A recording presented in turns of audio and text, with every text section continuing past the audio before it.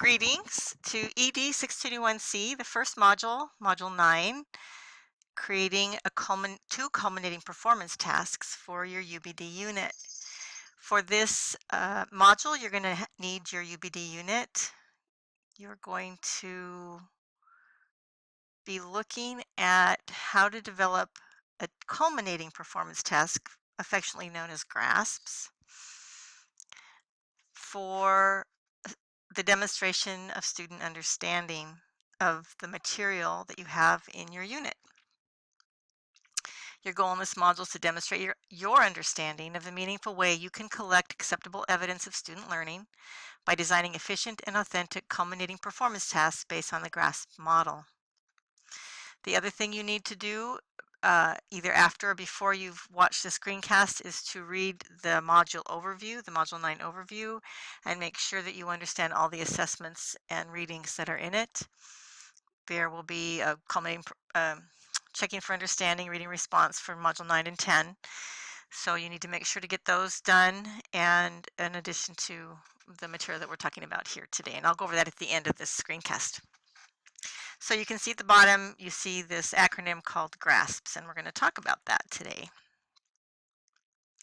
So this stage outlines and provides practice in designing mid or end of the unit UBD culminating performance tasks. These are identified as summative assessments. That means that once you're done with this unit and this material, you're done, you're moving on. You will develop and refine the culminating performance tasks that will represent the deep understandings that students will have gained from the UBD unit. You're looking at keyword is deep understandings, not just superficial understanding, not just 3 reasons why, or 3 states of matter, for example. That's not deep understanding. Use GRASP's model to plan performance tasks, and I'm going to talk about what the GRASP model looks like. So we've gone over this before in the other 2 courses, that there are a variety of ways to collect evidence of student understanding. Acceptable evidence includes tests and quizzes, academic prompts, informal checks for understanding, performance tasks, observation dialogues. We are familiar with these, you're familiar with these. We're going to focus on performance tasks, but we're going to not just a regular performance task, a simple performance task, but a complex performance task that involves 3 or more sources of input. There are types of formative and summative culminating performance tasks and culminating performance tasks, and this is just a review for you. Setting up a portfolio would be a culminating performance task because it involves putting together a variety of pieces of artifacts and information that give a broad spectrum of understanding and practice using particular material. Performances and exhibitions, of course, projects and especially investigations. Observations and checklists are formative and can be summative. It's just you're checking off if things are done, you're checking off if students understand, you've got rubrics and so forth. Learning logs and journals are formative. They draw the material forward through the lesson or the unit. They can be summative at the end if there's some way for students to synthesize that information. Graphic organizers are generally formative. They help students organize information, and this helps you look for misconceptions in terms of their learning. Interviews, personal conferences are formative because you're checking with them for what they know and understand and making decisions for instruction based on those conferences and so forth. I want to distinguish between academic prompt and performance tasks. Very often people confuse a research project as a culminating performance task or as a performance task. It is not. An academic prompt, a research task is an academic prompt. It may have an open-ended answer. It may require some research and investigation, but a research paper is not a performance task, is not a culminating performance task in any case. It's not really even a performance task. It is an academic prompt. You know about informal checks for understanding. You're very familiar with those, tests and quiz items. An academic prompt might look something like this. Look up on the internet and find 5 varieties of strawberries. Describe the characteristics of each and tell why they are different. How much would you sell them for? Or whatever. This is, although there's a sense of reality to that prompt, it is just gathering information and describing the information in some fashion. It could require judgment on criteria and performance standards because there are certain information you have to have. It may or may not be secure. Secure, this word secure, means that the answers are not available to the students until after they're done with the task. So generally, and this is really the key piece here, these are questions that typically are only asked of students in school, and that's generally what a research project is. It's like there's nowhere else in our worlds, unless we happen to be lawyers, I think, that we do research as a regular request, as a regular task. We all do research, but in a different fashion.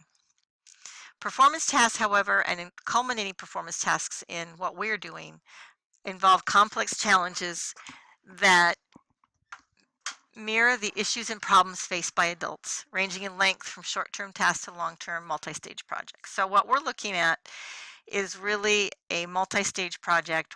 They yield one or more tangible products and performance. So this can be one thing, but the one thing is going to involve 3 or 4 different types of input and material to make it a complete and cohesive whole. So an example of performance task versus an academic prompt is to grow strawberries in 3 different mediums and see which produces the best fruit based on sweetness, size, and rapid growth. This requires that students get the right kind of dirt, the plants have the right kind of sun, the correct amount of water, any specific kind of fertilizer to help them grow better. This involves a large investigative process that includes science, it includes writing, it includes math. And this is really what we're looking at when you do your integrated unit. You're using more than one content area. This performance task requires more than one content area in terms of the input to make it a cohesive whole. So I just want to make that distinction. Academic prompt versus performance task. Academic prompt is what you usually get to do in school. Performance task is what has a bigger body of knowledge, requires a bigger body of knowledge. Why are performance tasks important? Because understanding is revealed in performance, not just writing down on essay. Understanding is revealed in how students apply knowledge, how they synthesize knowledge, how they evaluate knowledge. Performance tasks help with the transferability of core ideas, knowledge, and skills in a variety of contexts. So the performance task will have more than one context. They are designed around authentic, meaningful problems, not just exercises, not just something to keep them busy, but keeping their minds on it. And it is realistically contextualized. It involves an authentic situation beyond school, requires judgment and innovation, and asks the students to do the subject versus recitation. Think Bloom and Krathwohl, analysis, synthesis, evaluation. It replicates key challenging situations in which adults are truly tested. And you notice the word adult here. It's like, what is it that we have to deal with that we're giving students the basic building blocks to do in our content, in the workplace, in civic life, and in personal life.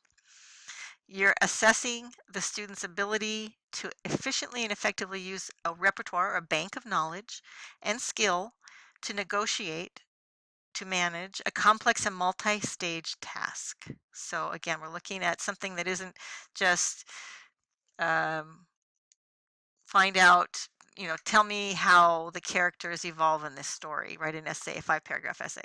It's not a performance task.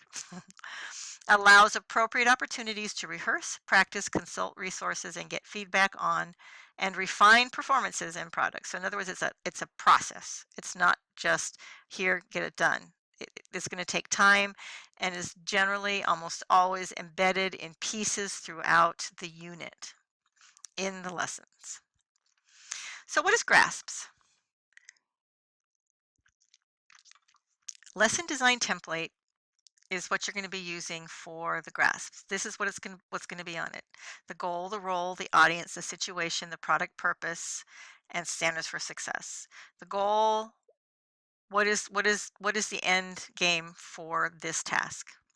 The role, what is your role? My role is a museum curator. My role is a dinosaur erector. You have to put the dinosaur bones together.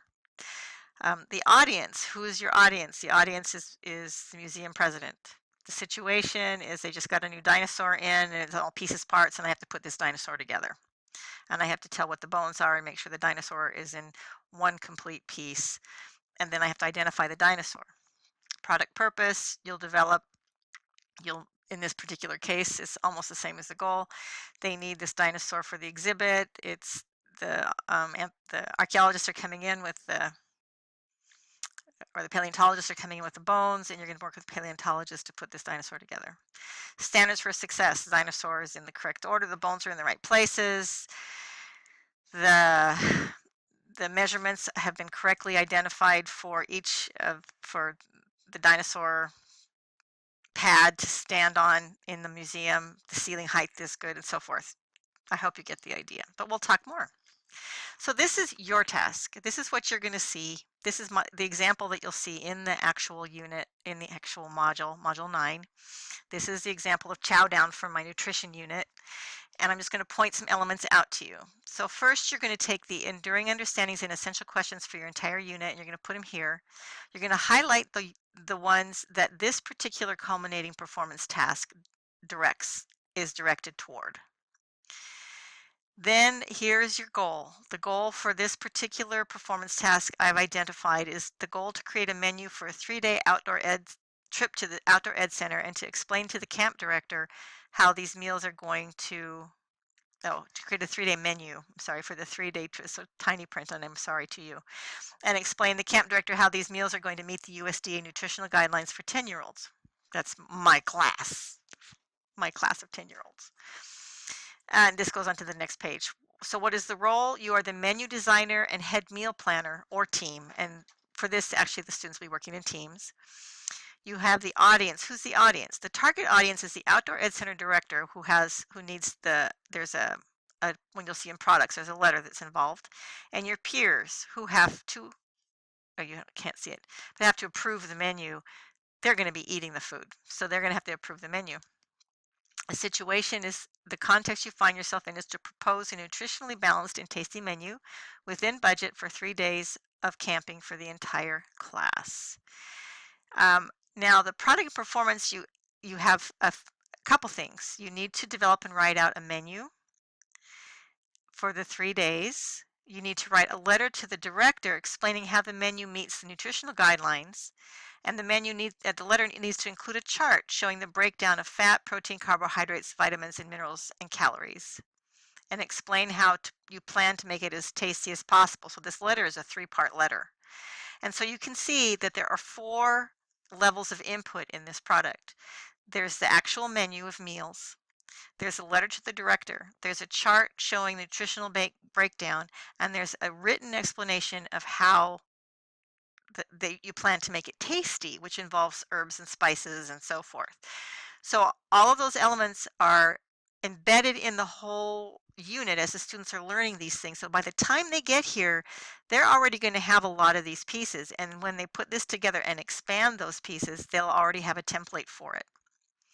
And then you can see over here on page 3, the standards and criteria for success. This is very important. When you get this here, this is going to be the body or the actual descriptors or the categories for your rubric. So you need to have this developed here in this place.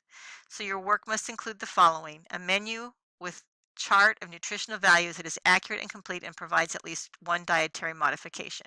So you know on your rubric you're going to have to break that up. A letter to the camp director. What's it going to have in it? It's going to have that chart. Menu meets USDA guidelines, effective explanation of nutritional value, and taste appeal of proposed menu, proper letter form, correct spelling and grammar conventions. So these are all part of the criteria. A successful result will be the completion and presentation of a healthy and tasty menu for outdoor education camp and a well-written letter to the director with supportive details. It's a huge project, but you can see it involves writing, it involves math, it involves science, it involves, well, not social studies, but it definitely involves language arts in a lot of different ways. Writing and reading, writing, and speaking, because you're going to have to probably share to your group. So I've written all these. There's my GRASPS. And then you're going to synthesize this information and you're going to put it into a student prompt. Not a teacher prompt, not a principal prompt, but a student prompt, something the students can understand. Since we have been learning about nutrition, the camp director at the Outdoor Ed Center has asked us to propose a nutritionally balanced menu for our 3-day trip to the center this year. So there's your goal. And the content. Using the USDA Food Pyramid Guidelines and the nutrition facts on food labels, which is part of this whole lesson that's been going on for this particular unit, this whole unit in each lesson. Design a plan for 3 days, including the 3 main meals and the 3 snacks. Your goal is a tasty and nutritionally balanced menu. In addition to your menu, prepare a letter to the camp director explaining how your menu meets the USDA nutritional guidelines. Include a chart showing a breakdown of the fat. So here you have the basic criteria, the goal, the setting, the audience. Everything is in here that you see out here.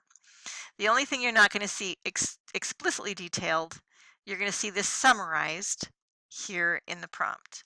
But all of this needs to be in the prompt in a summary fashion, and then you'll be building your rubric next. So just keep in mind that you'll be building a rubric on this. So this is the actual assignment.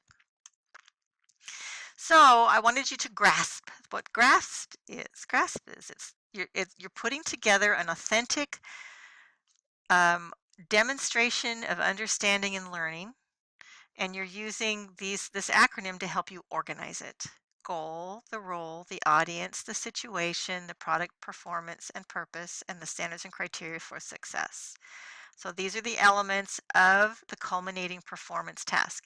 And if you notice, it's not a tiny, it's like one of the tasks in there is a performance task. There's a couple of performance tasks in that student prompt. So you combine performance tasks to make one big culminating performance task at the end of the unit. So, rules for developing and evaluating. This comes out of Taylor and Nolan, but basically Wiggins and McTighe would actually agree completely. It measures your objectives. So you must have objectives that address the content in the culminating performance task in your lessons.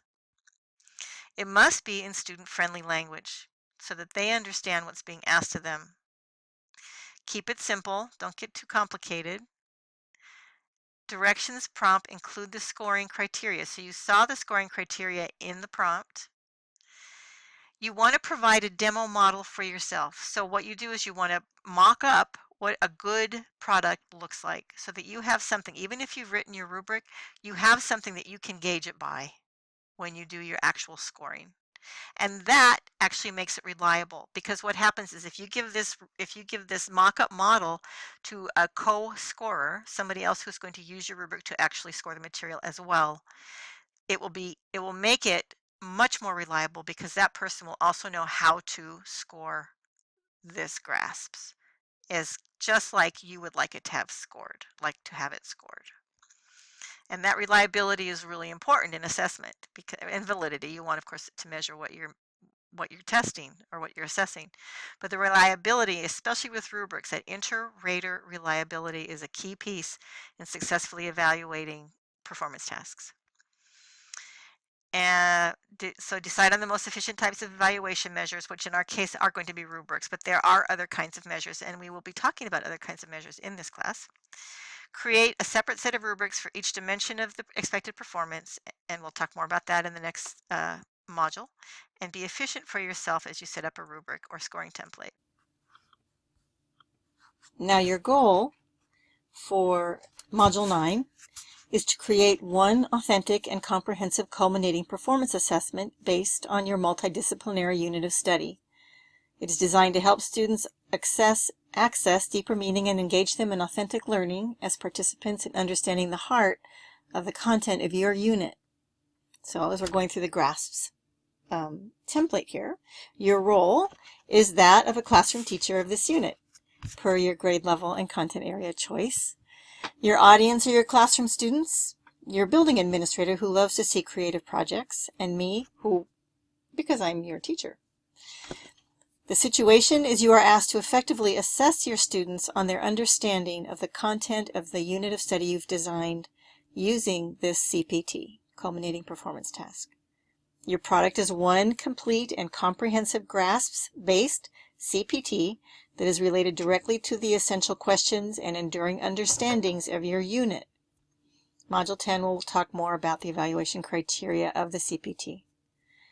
Your success criteria is one accurately composed GRASPS graphic organizer that is synthesized into a complete student prompt and that meets the criteria of the course rubric, which is attached to the assignment in the Dropbox. Your other tasks are to read, view, and apply the material in Module 9 in order to complete the CFU reading response assessment, to complete your GRASPS culminating performance task, and then submit your assignments to the assignment Dropbox, to which I will provide feedback if they're delivered on time.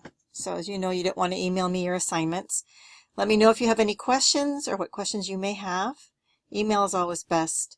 And of course, assignments are due per the due date on your schedule. So like the intentional puffin, off to do some fishing. I look forward to your intentional approach to expanding beyond your unit of instruction into the real world around us.